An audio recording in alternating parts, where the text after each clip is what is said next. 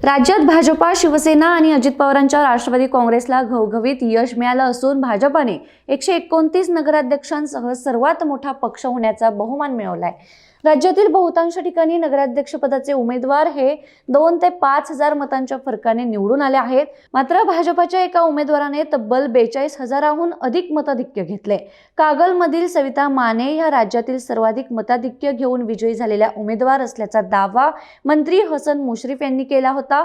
मात्र साताऱ्यात दोन्ही राज्यांची ताकद मिळाल्याने सातारा नगरपालिकेतील भाजपा उमेदवार अमोल मोहिते हे राज्यात सर्वाधिक मताधिक्य घेऊन विजयी झाले आहेत। कोल्हापुरातील कागलमध्ये हसन मुश्रीफ आणि समरजित घाटगे यांच्या शाहू विकास आघाडीच्या सविता माने यांना 14,789 मतं मिळाली आहेत, तर त्यांच्या विरोधातील शिवसेना उमेदवार युगेंद्रा घाटगे यांना 7,199 मतं मिळाली आहेत।